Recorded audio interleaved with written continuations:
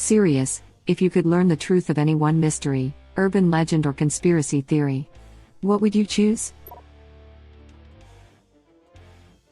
My grandfather, one day, just walked out the door and never came back. This was before I was born. I'm 27. He left behind my grandmother and his 3 children. There was a statewide search. My mom's family never got closure. Although, me thinks he might have had another family that he ran away to. But it still baffles me sometimes at night. My grandmother finally held a pseudo-funeral/memorial for him last year. My grandma's brother did this in the 30s. Just disappeared. By all accounts, his wife turned very unpleasant, bordering on abusive, after marriage and divorce wasn't a good option in those days. My grandpa traveled a lot for work and supposedly ran into him in Nevada in the late 50s/early 60s. Grandpa worked on military contracts for his company, so he was all over the world until his kids were a little older. He said the guy would never admit it was him, but the bar the guy was running was named after him. His nickname had been Big Ed and the bar was named Big Ed's. It looked like him, and the guy knew a lot about their mutual hometown, Chicago. Supposedly the guy specifically asked him to say hello to my grandma and her sister. My grandpa hadn't mentioned a sister. I keep trying to find record of this bar, but no luck, never got a name on the town. No idea if the story was true or if my grandpa was trying to help my grandma get closure, though he wasn't the type to lie. You should do a DNA test and see if you have relatives you don't know about. I want to know if they kept going at it with the MK Ultra thing and how they do it now if it is. What really F's me up about MK Ultra is that everything we know about it is because the government decided to release it. Imagine how much worse crap would have to be for the stuff they don't release. Everything we know about it comes from 20,000 files that were misplaced, causing them to be missed when they attempted to destroy all documentation of the program. Imagine the crap that's gone on that they've successfully destroyed all record of.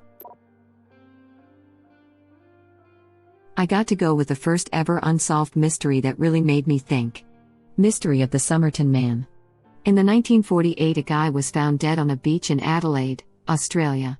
He was never identified and months after finding his body they found a fake pocket in his pants. It was torn from a copy of the book Rubaiyat of Omar Khayyam. I googled that, and had a phrase on it which said Tamam shud, which means ended or finished in Persian.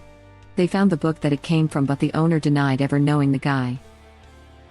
There was an encrypted message in the book that they found and it still hasn't been cracked. Apparently there's been a development recently that might identify him as H.C. Reynolds, but it's not 100% certain. It's super interesting. Edit. Thank you to user young_oldsoul who has informed me that Tamam shud actually means it's over instead of finished or ended. This one and the one of the 2 men found with instructions to take capsules and put on helmets are my 2 mysteries I want solved. Kudos if anyone knows what I'm talking about. I'll try to find the wiki for it if interested, but I don't remember the name for the case. Was creepy like this one. I think it's called the Lead Masks case, might be wrong though to be honest. When my grandmother was actively dying, she gasped and said, "Bill, my grandfather who had already passed, is here," and he brought a black lady, then she died. All of us there were looking at each other like WTF? My dad did this kind of thing too. He was in a lot of pain and very distressed, then suddenly turned to us and said, "My mum is here. She wants me to die now," smiled to himself and reached out like he was hugging someone and died peacefully. Honestly, it was the biggest relief knowing he was comforted and happy in those last few seconds.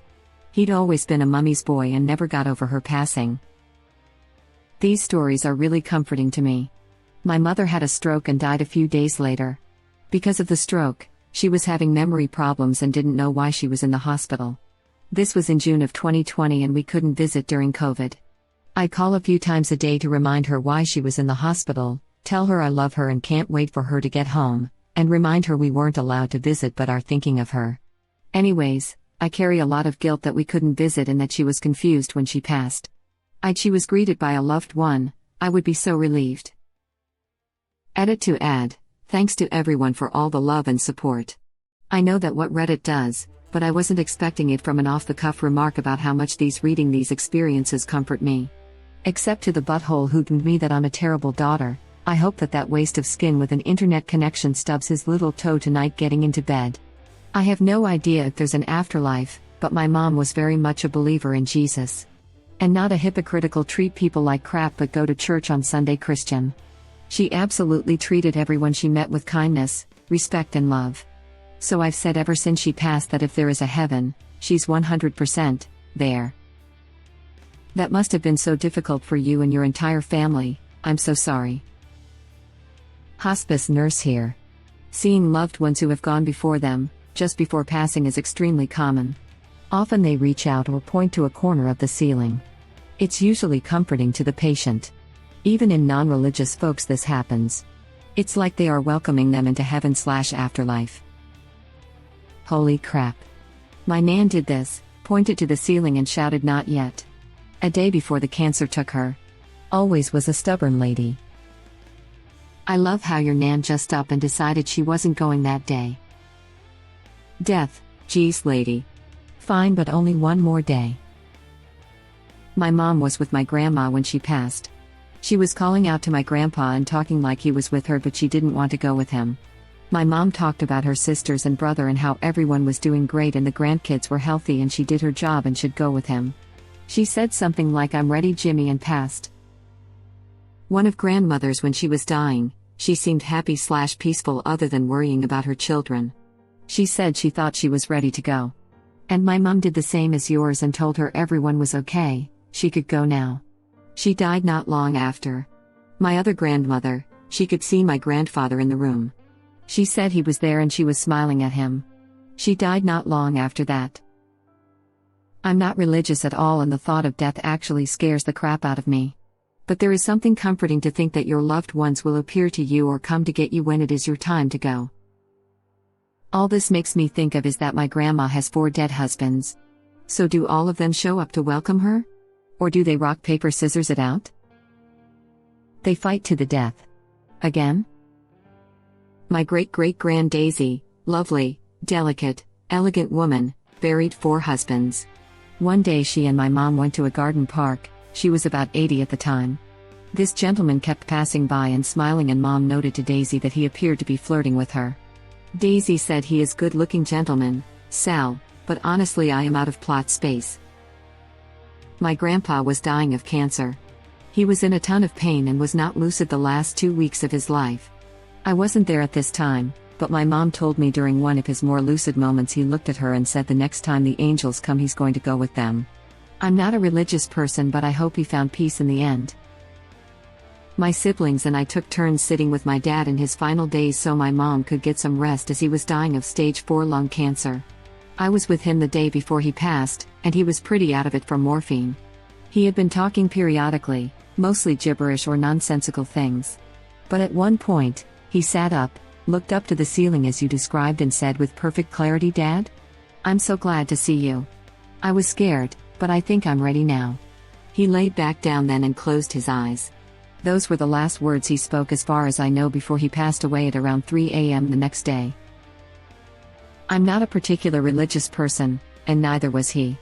But that definitely made me curious about what's waiting for us after we leave this world.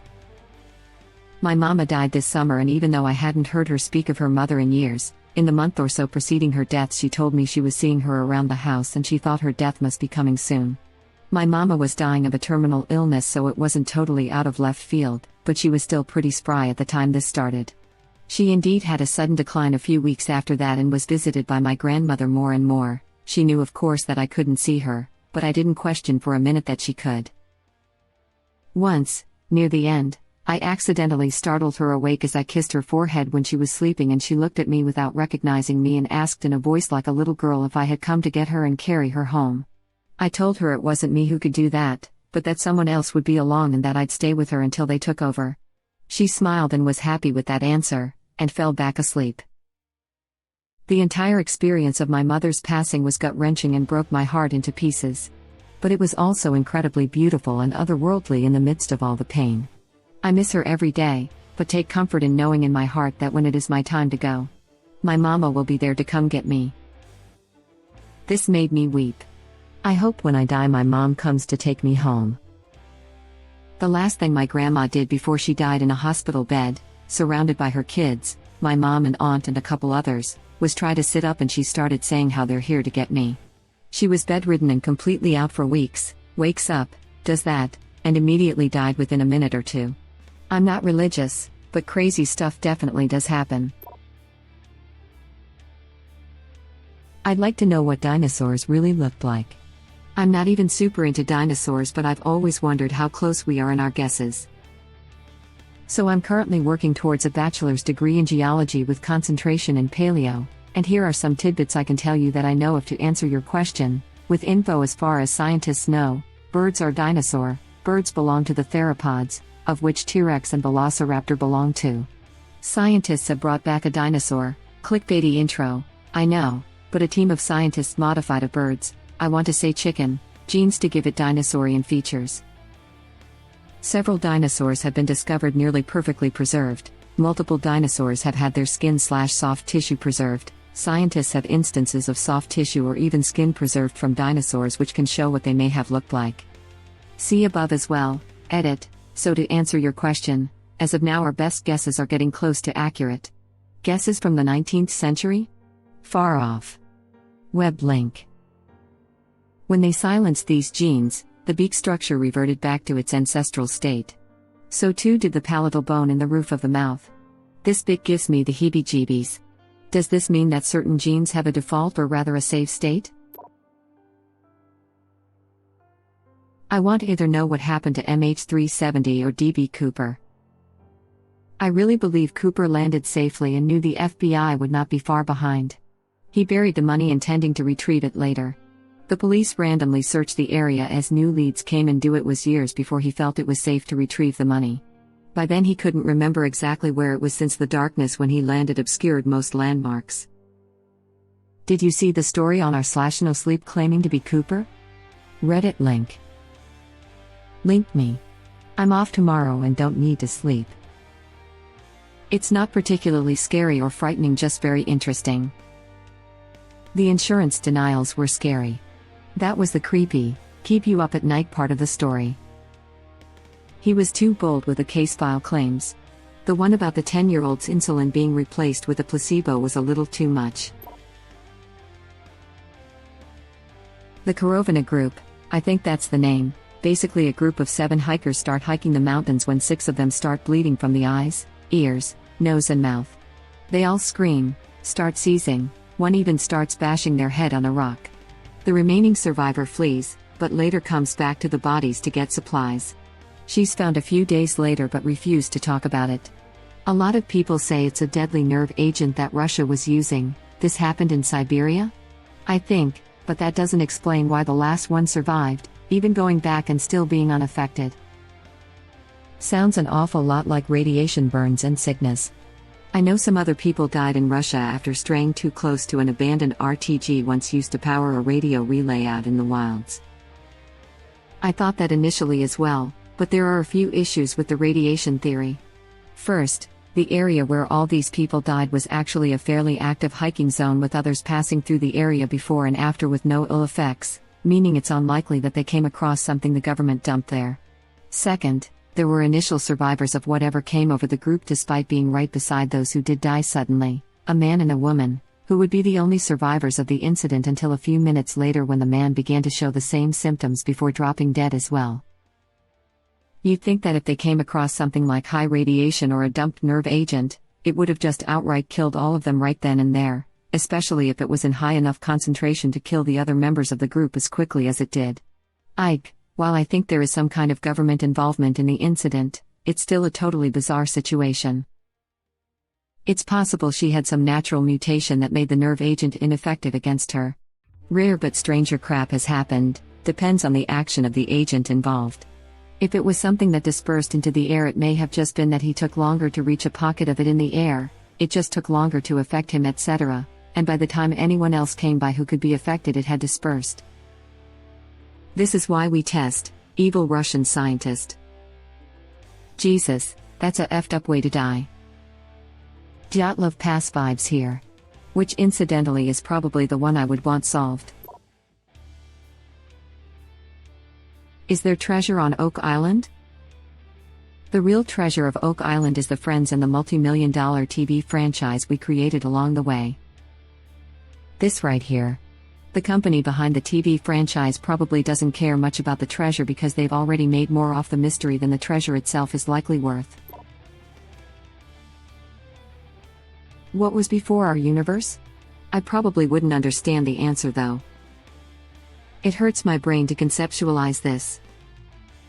If you really want to break your brain, if the universe encompasses everything, known and unknown, and the universe is constantly expanding, what is beyond the universe for it to expand into? This drove me crazy when I took astronomy in university. To make things worse, either all matter has always existed or it was created by something. I'm not religious, so this one always made me wonder. As for the edge of the universe, my friend and I once joked that beyond the edge of the universe was an Arby's. The restaurant at the end of the universe. Douglas Adams. This and pondering why existence is a thing get my brain like this. Like what made reality start or something like that. Either nothing existed before or something existed and likely still exists. I'm not sure which possibility is harder to fathom. Thank you for watching. Please subscribe to be the first to know about Red Rabbit Reader's new videos. If you like our videos, please like them on YouTube and share them with your friends. We welcome your comments below. Press to start another of our videos.